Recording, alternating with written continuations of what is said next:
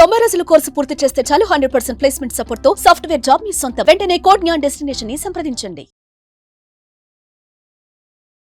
నమస్కారం సార్. నమస్తే మా. ఇరిటేషన్, చిరాకు. ఈ ఇరిటేషన్ అనేది ఒక వ్యక్తికి ఎప్పుడు వస్తుంది సార్? అంటే పర్టికులర్గా ఈ ఇన్సిడెంట్లోనే వస్తుంది అని చెప్పొచ్చా? లేదు అంటే ఆ ఇరిటేషన్ అనేది ఒక మనిషికి పదే పదే రిపీట్ అవుతుంది అంటే దాన్ని ఎలా మనము వివరించవచ్చు అంటారు? పర్టికులర్గా ఏజ్ వైజ్ కావచ్చు, జెండర్ వైజ్ కావచ్చు, దీన్ని మనం చూడొచ్చా లేదా అందరిలో ఇది సేమ్ ఉంటుందా? ఫస్ట్ వచ్చేసి physical irritation, mental irritation, emotional irritation, social irritation, ఇలా రకరకాల ఇరిటేషన్స్ ఉంటాయి. ఓకే. ఓన్లీ ఒక నాయిస్ ఇరిటేట్ చేయొచ్చు. మీరు ఎప్పుడన్నా చాక్ బోర్డ్ మీద రాస్తుంటే ఒక సౌండ్ వస్తుంటే అది కూడా ఇరిటేట్ చేస్తుంది. ఎవరైనా ఎక్కువ నాయిస్ పెట్టినా, సౌండ్ సిస్టమ్ పెట్టినా కూడా ఇరిటేషన్ వస్తుంది. అలాగా ఫిజికల్గా కొన్ని ఇరిటేషన్స్ ఉంటాయి.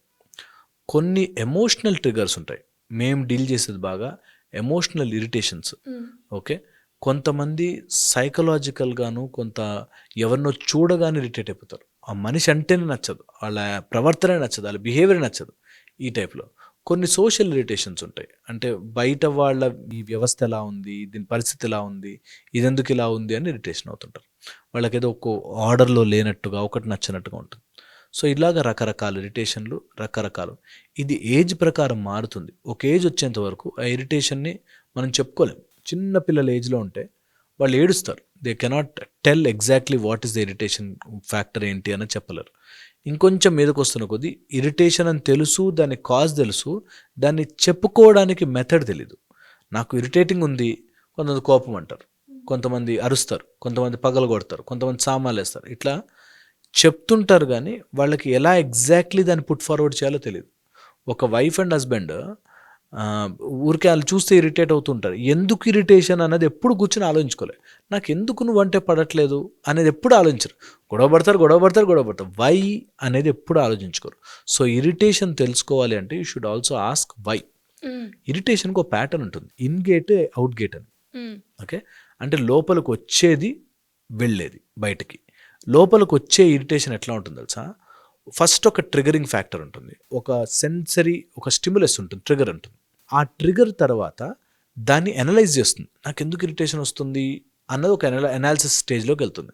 దాని తర్వాత దాన్ని ఒక బిహేవియరల్ ప్యాటర్న్గా మార్చుకుని అది కోపమనో లేకపోతే సామాన్లు విసిరేయడం అనో అని ఒక ప్యాటర్న్ తయారు చేసుకుంటుంది.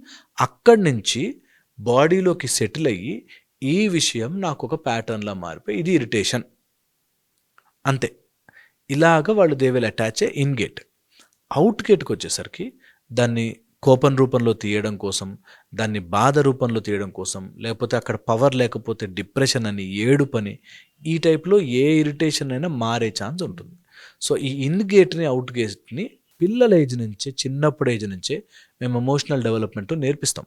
దట్ ఎప్పుడైనా అట్లా ఇరిటేటింగ్ ఫ్యాక్టర్స్ కొన్ని మన చేతుల్లో ఉండని ఇరిటేట్ చేస్తాయి, కొన్ని మన చేతుల్లో ఉంటాయి ఇరిటేట్ చేస్తాయి. అలాగా కొన్ని విషయాలు మన చేతుల్లో లేకుండా ఇరిటేషన్ అయితే ఎలా డీల్ చేయాలి, ఎలా వాటిని అర్థం చేసుకోవాలి, ఎలా వాటి నుంచి బయటపడాలి, ఈ టైప్లో ఇరిటేషన్ని మనం అర్థం చేసుకోవచ్చు. కొన్ని విషయాలు ఎమోషనల్గా ఇరిటేట్ చేస్తున్నవి మైండ్లో ఉండిపోయి ఆ థాట్ రాగానే ఇరిటేట్ అవుతారు.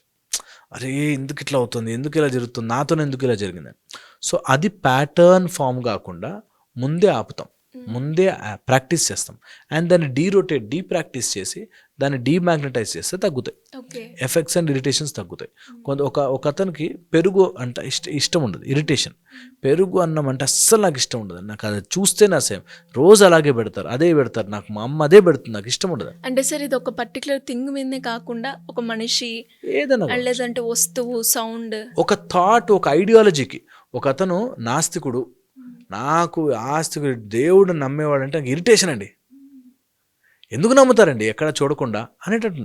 ఎవరి ఐడియాలజీ వాడు, anything, one small trigger can trigger it.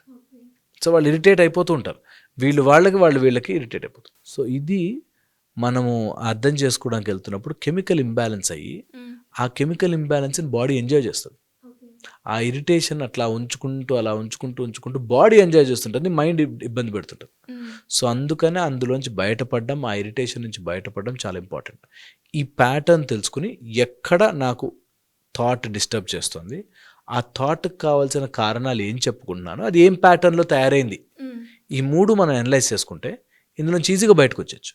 అంటే ఒక ఇరిటేటింగ్ ఫ్యాక్టర్ ఉంది, నాకు ఎందుకు ఇరిటేట్ అవుతుంది ఒకటి, దాన్ని నేను ఎట్లా బెటర్ చేయొచ్చు అని ఒకటి, దాన్ని నేను ఏ ప్యాటర్న్లో బయటికి వెంట్ చేస్తున్నాను. ఇన్ని రోజులు కోపంగా అరుస్తున్నానా, ఈ రోజు నుంచి అరవకుండా చేయడానికి ట్రై చేస్తాను. ఇన్ని రోజులు మా అమ్మ మీద తిడుతున్నానా, తిట్టకుండా ఉండడానికి ట్రై చేస్తాను. ఇన్ని రోజులు పుస్తకాలు విసురుతున్నానా, ఆ ప్యాటర్న్ని మారుస్తాను అని ట్రై చేయాలి. ఇనీషియల్గా చాలా గడిబిడి ఉన్న తర్వాత you will get habituated. And అలాగే సార్ ఇరిటేషన్ కోపంగా మారుతుందని చెప్పొచ్చా? ఇరిటేషన్ కోపంగా మారుతుంది. Irritation can take it in to any form. ఒకళ్ళ ఇరిటేషన్ ఎట్లా ఉంటుందంటే, ఒక టీచర్కి ఆ పర్టికులర్ కమ్యూనిటీ వాళ్ళంటే ఇష్టం ఉండదు, సో వాళ్ళని ఫెయిల్ చేస్తుంది, కావాలని తక్కువ మార్కులు వేస్తుంది. సో అట్లాగ ఒక టైప్ ఆఫ్ ఇరిటేషన్ని ఏ ఫార్ములాట్లోనే తీసుకోవచ్చు.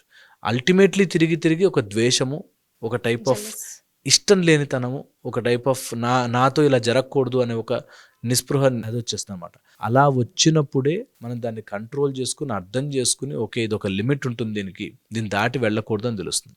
సో ఇలా ఎప్పుడైనా ఇరిటేషన్ మన ఇబ్బంది పెడితే మాత్రం ఎంత త్వరగా ఐడెంటిఫై చేస్తే అంత మంచిది. ఎంత క్విక్గా అవాయిడెన్స్ ఒకటి, అది మనకి అవాయిడ్ చేయగలిగితే బెస్ట్. అవాయిడ్ చేయలేకపోతే శరీరంలోకి వస్తే దాన్ని ఒక ప్యాటర్న్లో అయ్యే వరకు ఆగకూడదు, దాన్ని ముందే ఐడెంటిఫై చేసి ఆపుకోవాలి. Thank you sir, thank you so much.